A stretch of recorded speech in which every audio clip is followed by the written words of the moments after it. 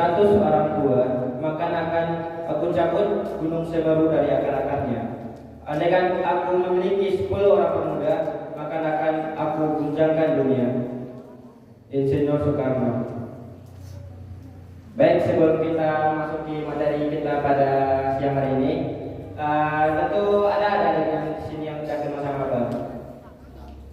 Belum. Maunya dipanggil adik-adik, dipanggil sahabat, dipanggil rekan-rekan, dipanggil teman-teman, atau dipanggil besti? Besti aja. Yang ini. Udah. Pertama kita kalau nggak kenal ya itu taruh ya. Silakan angkat tuh nama abang tuh Revanenti. Abang lahir, tulisin ya. Abang tuh lahir hari pahlawan. Tahu nggak hari pahlawan tanggal berapa? Siapa tuh pintar? Jadi abang tuh lahir tanggal 10 November 2005. Alhamdulillah sih. Dulu abang sampai pernah dapatin gelar di pondok. Itu gelarnya santri tauladan. Gigi nggak tuh. Kemudian yang lain bisa dibaca lagi. Adik-adik fokus semua ya. Kita masuk ke materi. Tahu nggak ini siapa? Ada yang tahu? Ada yang tahu? Ada yang tahu nggak? Nggak. Kalau itu ada yang tahu nggak siapa sih pemikir atau ide munculnya Perang Honda? Ada yang tahu nggak? Perang Honda, tahu nggak? Perang Honda? Nggak tahu? Ada tak?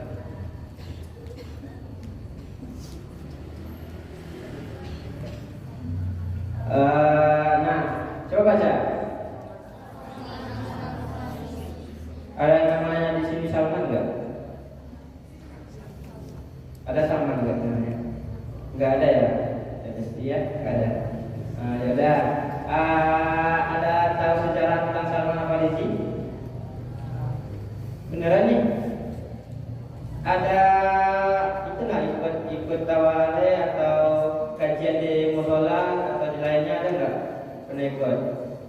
Soalnya Salman Al-Farisi ini paling besar loh.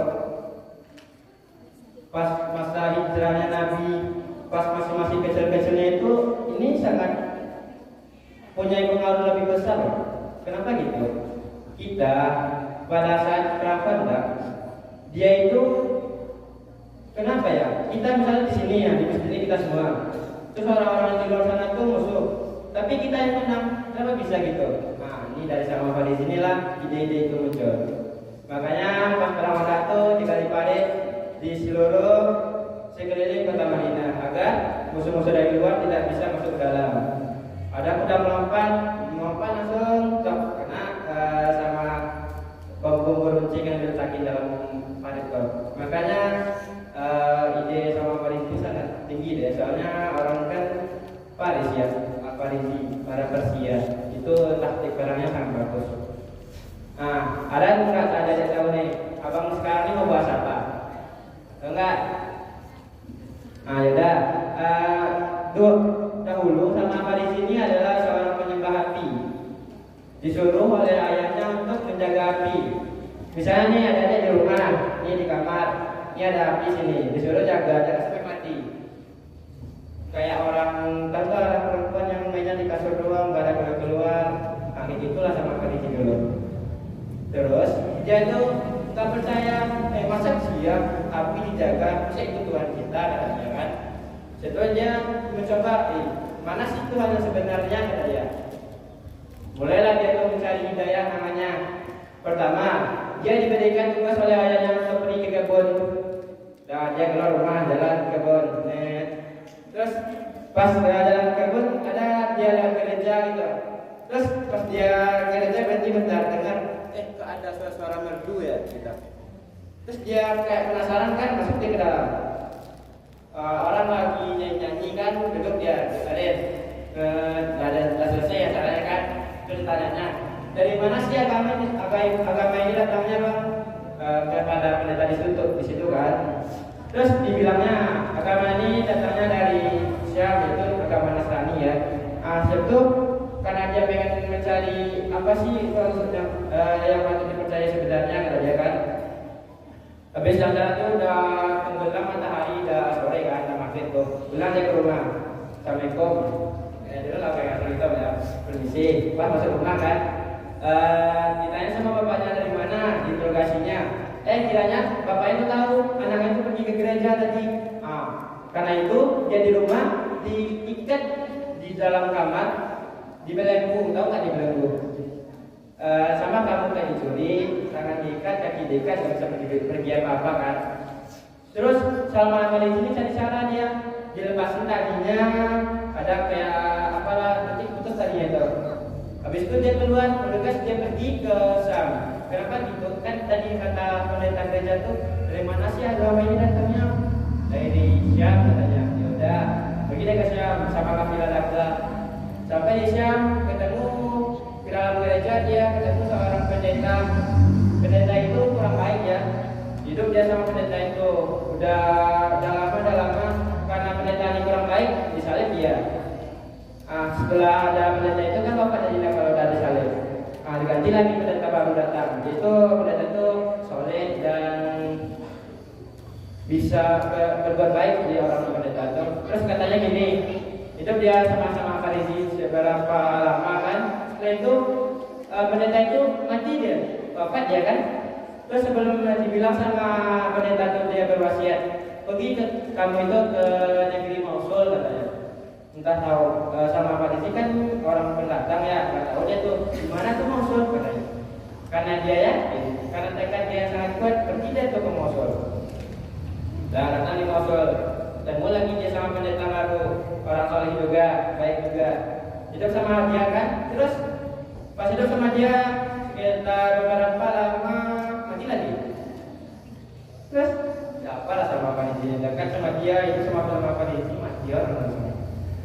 Habis itu kan sama Farisi ini diwasiatkan lagi. Sebelum itu ada dibilang sama pendeta dari Mosul itu, katanya ada orang soleh tinggal di negeri Nasrudin namanya. Karena si sama Farisi kedengaran itu bicara tentang itu sama si pendeta di Mosul tadi.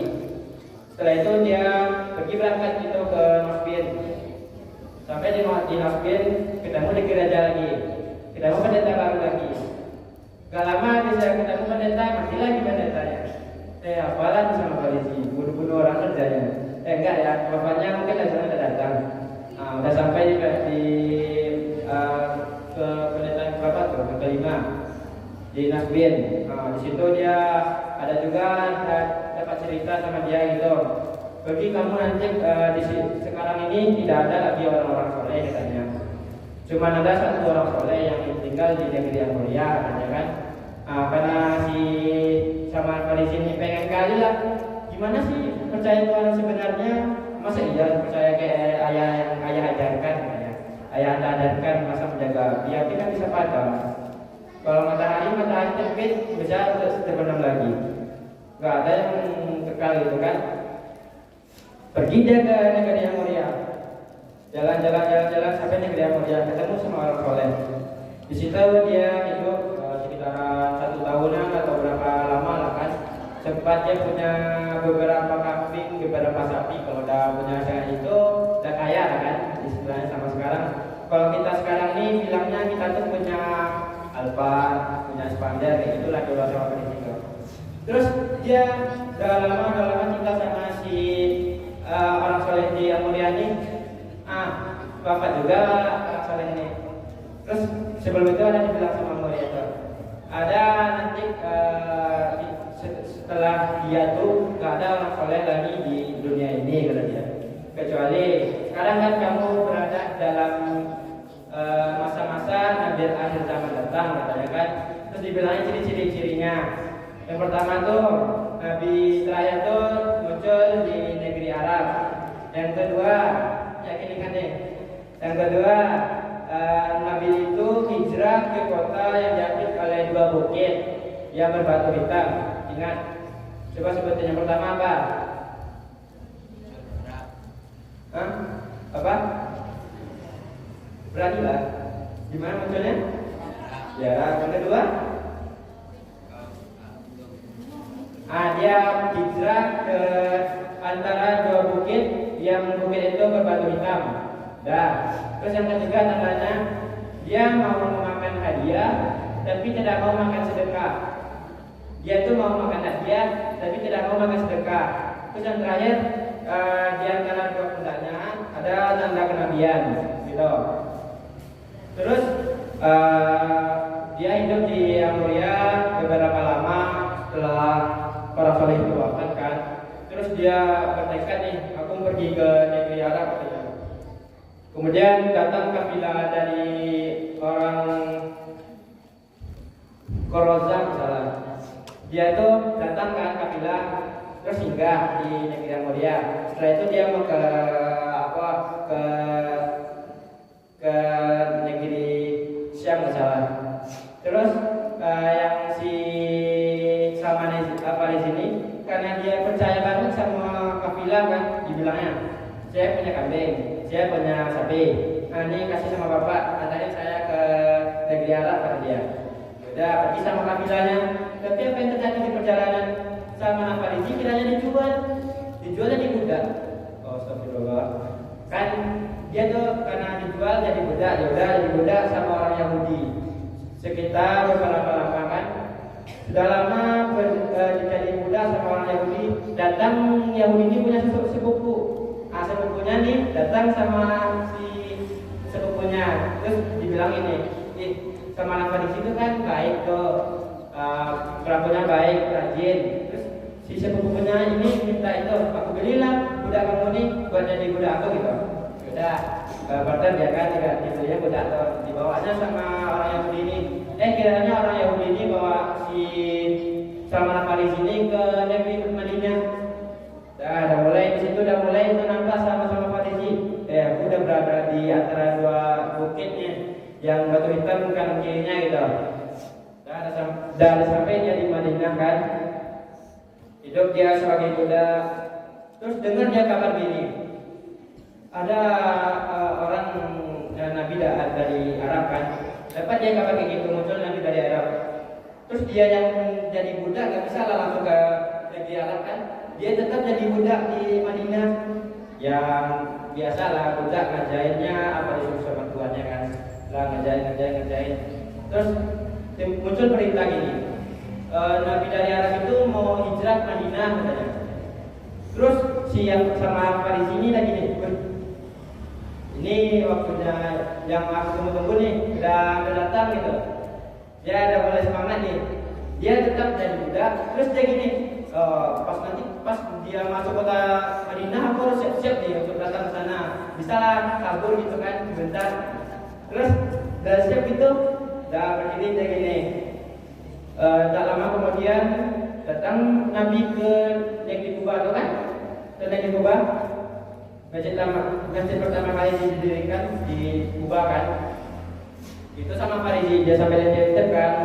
Ada mungkin kerja kosong. Dia keluar pergi lari dia ke Kuba, ketemu sama Nabi. Apa dibawanya? Dibawanya sebungkusan kurma, dikasihnya. Kamu mau nggak ini aku hadiahkan untuk kamu Nabi Muhammad kata sama Farisi ini. Terus dilihat sama Farisi gininya, dimakan nggak kurma sama Nabi, dimakan nggak? Salah, dimakan lah. Kan dibilang sama Farisi tadi, ini kurma aku berhadiahkan. Nah, Nabi itu ciri-cirinya dia akan memakan hadiah tapi tidak makan sedekah. Dapat dua baru tanda dapat sama Farisi. Dia aku kayaknya ada ini dari kali ini orangnya kata sama Farisi kan. Lanjut dia kerja sama tuannya. Lanjut kerja kan. Terus sekian lama kerja. Tahu kiranya Nabi Muhammad itu udah netap di Madinah gitu. Ini dia lagi. Pergi dia nampak Nabi Muhammad kan pada saat itu ada jenazah mati dari kaum sahabat meninggal, wafat kan. Terus pergi dia ke perkuburan Baki namanya. Terus di perkuburan itu kan apa dikubur tuh. Setelah jadi pemakaman, terus Rasulullah sama sahabat kumpul datang datang gini, datang, terus Nabi Muhammad di sini usulanya, nggak langsung nyapa gitu dia, tapi gini dia, putar dia gitu, tujuannya apa? Nih dua pendatang di belakang nih, dia mau nengok itu, karena Nabi mungkin tahu kan situasi kayak gitu. Abang tahu ya, orang itu yang paling besar yang ketiga, yang pertama Badar, yang kedua perang, yang kedua perang apa? Perang apa? Yang di dekat negeri Madinah, berapa namanya? Kalian tahu sejarahnya? Apa? Perang apa? Bilang lah apa? Ya yang pertama Badar kan, setelah itu perang Uhud, yang kedua. Terus setelah perang Uhud itu datang perang Khandaq. Jadi perang Khandaq ini perang besar yang ketiga. Disitulah datang sama Farisi dibilangnya, kalau kita kekepung kayak gini, nggak tahu lah caranya. Ditanya sampai Nabi Muhammad, dibilang sama Farisi. Gimana kalau kita lari aja parit di sekeliling kota Madinah biar kuda-kuda orang tuh sama pasukan-pasukan musuh tuh tidak bisa masuk dalam Madinah. Udah dibalik parit. Ternyata tidak kita sadari pas balik parit ada tahu nggak? Pas ada satu buah batu gede itu di bawah. Kamu dipercayain sama sahabat dari pukul-pukul gak pecah gitu. Terus datang Nabi Muhammad. Dia katanya, tuh hancur langsung. Terus dibilangnya berita besar bagi seluruh umat Islam katanya. Umat Islam akan menaklukkan yang pertama Konstantinopel, yang kedua Kerajaan Romawi. Nah, dari janji yang dua ini, yang sudah jalan, yang sudah terjadi, itu satu baru, yaitu menaklukkan Konstantinopel. Siapa yang menaklukkan? Tahu nggak? Tahu Mama Rati. Baru satu, masih ada satu lagi. Romawi belum jatuh loh. Kita generasi sekarang ini adalah generasi emas. Maka dibilang di dalam tema kita, melalui peringatan Sumpah Pemuda tahun 2022 kita membangun semangat juang generasi Al-Quran membawa perubahan. Ingat garis bawahi generasi Al-Quran, bukan generasi abal-abal ya. Generasi Al-Quran pembawa perubahan. Kenapa harus generasi Al-Quran? Contoh nih, ada yang kenal sama Kiai Haji Agus Salim enggak? Ya, ini nggak kenal. Orang Sumatera Barat loh. Kiai Haji Agus Salim nggak kenal. Orang yang itu pas kongres kan dicaci dia sama orang. Si berjenggot kambing betul. Karena si Agus Salim ini paham berbagai macam bahasa kan, pandai bahasa Timur, pandai bahasa Eropa. Dibilang dijawabnya pakai bahasa itu. Langsung kaget orang yang di dalam kongres. Kok bisa ya dia bahasa kita? Tahu nggak di mana sama si Kiai Haji Agus Salim itu belajar? Ya di sini di WIT atau mentoring ini dia belajar berbagai macam bahasa di dalam itu. Mungkin ada yang belum pernah haji atau umroh ya. Cobalah lihat di masjid di Madinah tuh, yang gede tuh. Dibilangnya, masa kamu kenalan? Lihat tuh, di tonggak tuh ada 10 orang. Di tonggak ini ada 10 orang. Tonggak tuh apa lagi? Ada 10 orang. Ngapain 10 orang itu? Di situ yang namanya mentoring. Misalnya di sini orang Inggrisnya, di situ orang Arab, di situ orang Indonesia. Misalnya orang Indonesia ini pengen belajar bahasa Inggris, pergi deh ke sana, dengerin. Gak lama mungkin sepekan, 2 pekan, kita terbiasa sama bahasa Inggris. Padahal dia bahasa Inggris, pindah lagi ke negeri, rasa pindah satu negeri, padahal pindah tempat doang kan, pindah lagi. Itu mentoring lagi. Padahal dia bahasa, ada 2 bahasa, pindah lagi. Itu orang pandai bahasa itu bukan kita dengan handphone nih. Yang tahunya TikTok, nyet, apalah. Yang tahunya tentang joget apalah itu. Coba kita cari di media sosial kayak gini. Ada namanya buku namanya Api Sejarah. Kalau tahu ada semua PDF-nya. Oh, Masya Allah. Tahu tuh. Semua kalau dia ungkit sejarah ya. Perjuangan kenapa Indonesia merdeka itu karena para santri, bukan karena. Ingatlah orang yang memproklamasikan kebanyakan tuh dari para kalangan kiai ya, pada kalangan kiai, ustaz-ustaz, bukanlah orang-orang biasa.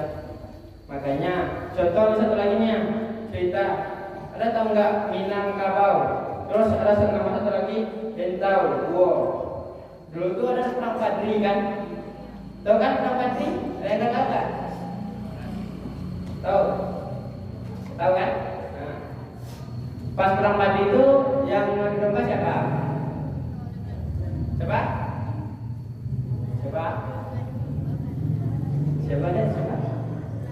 Belanda. Ya udah kan, jadi domba sama Belanda.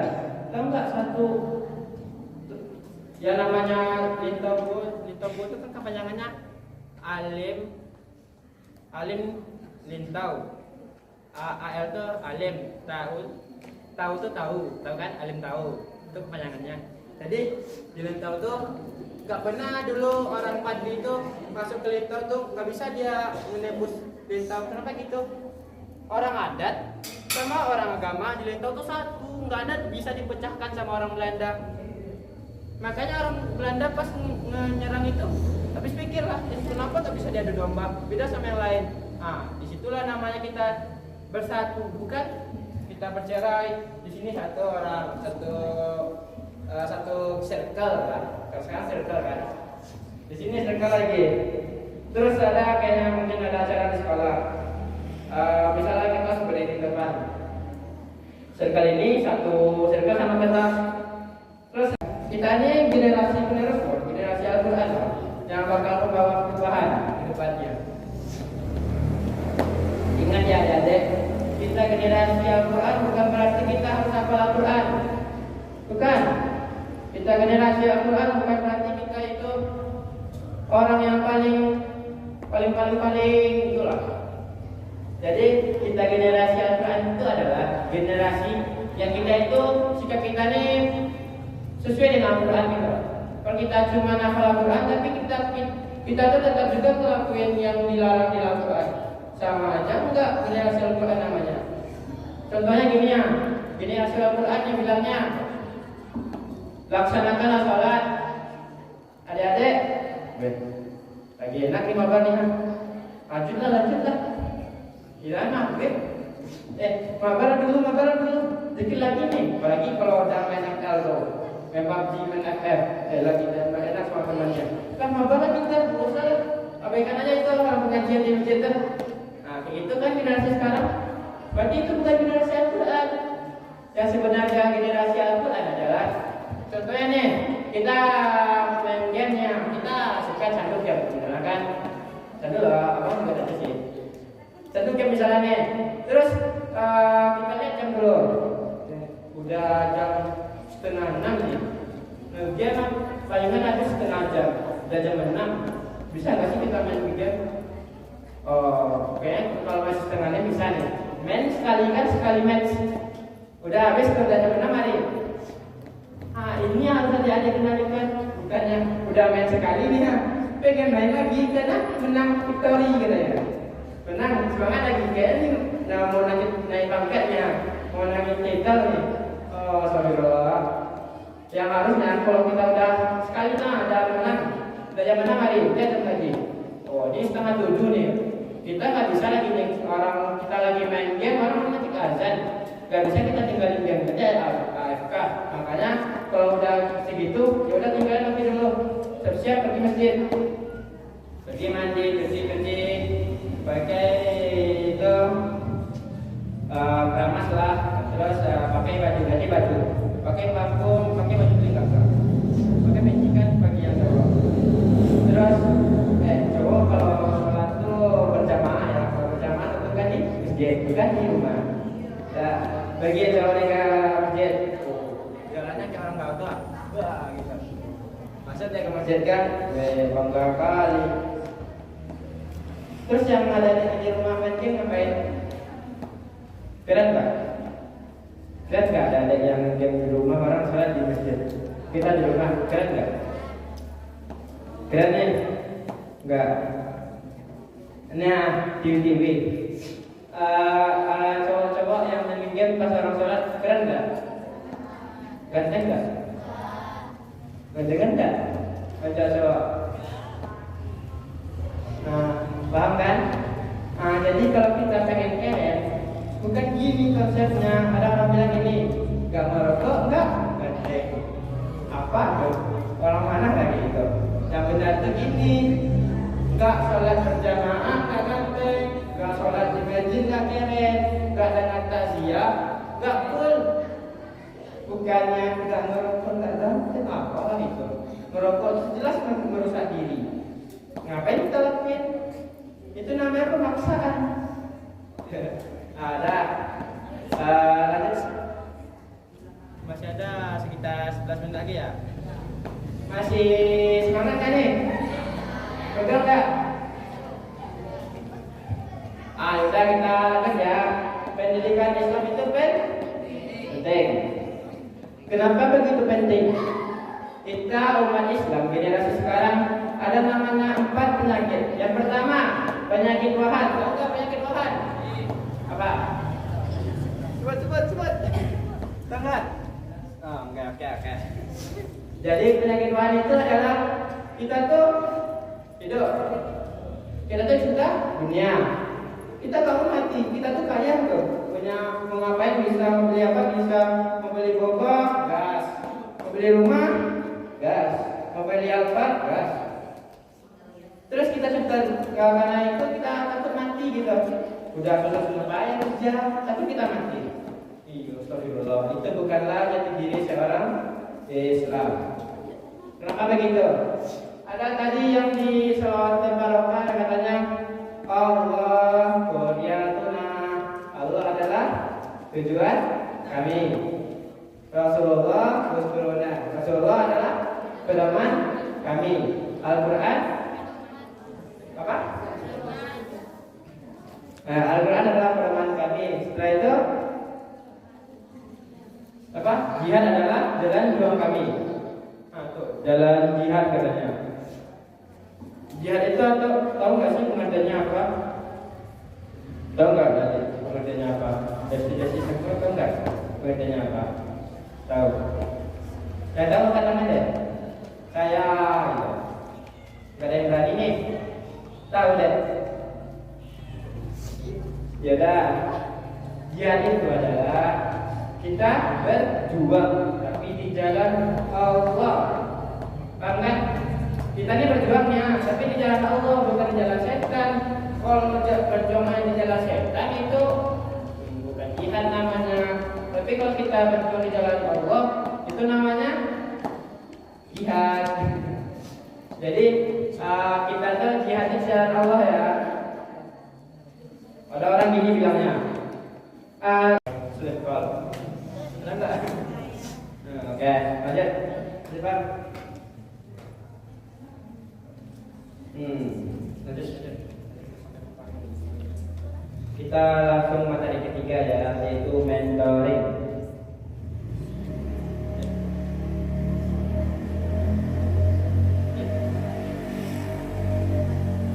Oke.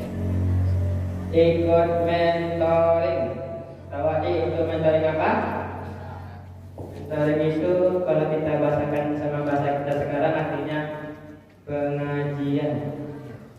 Suka nggak? Suka pengajian nggak? Jujur nih, bener lah. Coba ceritakan yang sering ikut pengajian. Tentu aja lah tangan. Iya, tangan. Itu angkat tangan dan tentu tangan kayak gini. Angkat tangan. Ya, yang ikut pengajian itu angkat tangan aja lah, yang berani. Coba tekan tangannya. Berarti kalau nggak ikut pengajian berarti enggak cantik.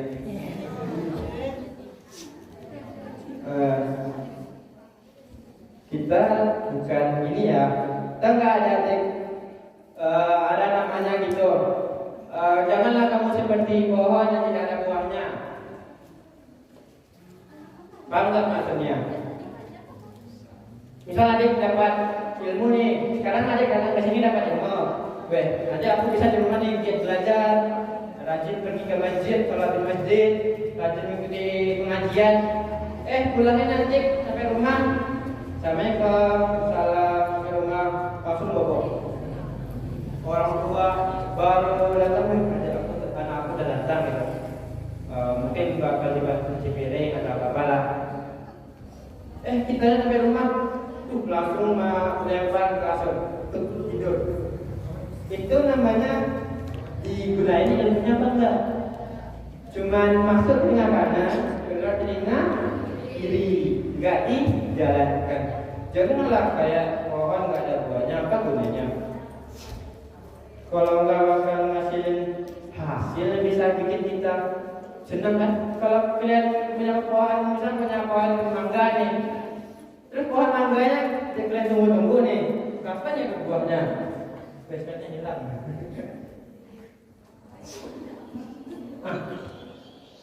Kalian punya pohon mangga nih, ternyata pohon mangganya nggak berbuah, kecewa nggak? Kecewa nggak? Nah gitu, sama kayak itu orang tua kita udah disekolahkan, kita sudah dikasih biaya dari SD, SMP, MTS, SMA, nanti kuliah. Sebenarnya ya, kalau kita udah balik ini sekarangnya, kalau dalam Islam itu tidak ada namanya anak-anak, remaja, sama dewasa. Kalau orang Islam itu gini cuma anak-anak sama dewasa, tidak ada namanya remaja. Kenapa dibilang gitu? Adik-adik bulan kelas 6 misalnya kan. Berarti kalau adik-adik yang darinya awal-awalnya anak-anak puber nih, langsung jadi dewasa. Udah bisa adik-adik itu membedakan ini baik nih, kita kerjain. Ini gak baik nih, ini jahat nih, aku tinggalin aja lah. Itu bukan, nih gak baik nih, tapi saya lanjut aja lah. Nah itu salah tuh. Gak ada nih gitu. Yang gak baik jauhin, yang baik deketin gitu. Paham kan? Nah ada. Jadi kita bahas langsung ke apa kita mentoring. Kenapa dibilang mentoring? Tahu nggak? Rasulullah itu dulu gimana belajarnya? Pas masih bersembunyi-sembunyi di mana dia belajar? Bukan, di Darul Arqam, dengan rumah seorang sahabat namanya Arqam. Di rumah itu mereka duduk sini nih ya. Ini ada adik di sini aku duduk sini ya. Besi-besi di samping malaikat ini. Duduk kan? Di sini kita pengajian sama-sama, bahas ngaji, bahas tentang akidah, ibadah dan lain-lainnya. Jadi di sini ada nggak yang namanya dikasta-kastain? Paham nggak? Di mentoring itu gini loh. Abang misalnya nih abangnya yang paling tinggi loh, abangnya yang paling banyak ilmunya loh. Abang ini udah pergi ke sana ke sini, abang ini paling banyak. Bukan, di mentoring ini sama kayak Nabi. Kita itu belajar semuanya. Misalnya dia nggak paham nih, tanya aja sama abang. Kalau abang sanggup nanyanya, abang punya pengalamannya, abang jawab. Kalau nggak tahu mungkin di sebelah abang ada orang peserta juga. Bisa dia ngejawab, berarti dia juga lebih tinggi dari abang. Berarti di dalam mentoring